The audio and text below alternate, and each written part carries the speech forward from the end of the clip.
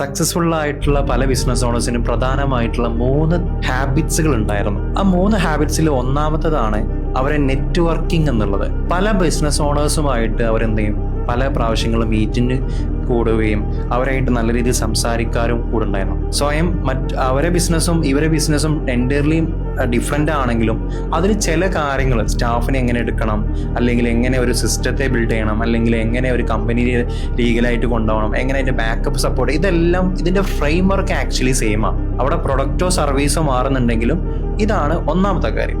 രണ്ടാമത് continuously learners ആണ് actually business owners. പുതിയ വരുന്ന കാര്യങ്ങൾ മനസ്സിലാക്കുന്നു, ആളുകളുടെ ബിഹേവിയർ എന്താ, അവരുടെ സൈക്കോളജി എന്താ, ഇതിനു വേണ്ടിയിട്ട് അവർ നന്നായിട്ട് പണം മുടക്കാറുണ്ട് ഈ ഒരു ഭാഗത്തേക്ക്.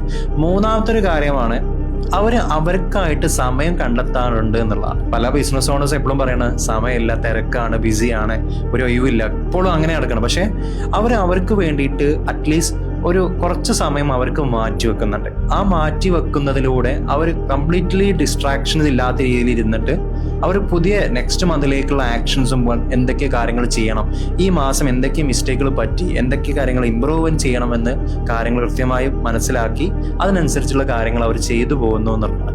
ഈ 3 ഹാബിറ്റ്സ് പല സക്സസ്ഫുൾ ആയിട്ടുള്ള ബിസിനസ് ഓണേഴ്സിലും നോക്കുമ്പോൾ നമുക്ക് എടുത്തു കാണാൻ പറ്റുന്ന ഒരു കാര്യം തന്നെയാണ്.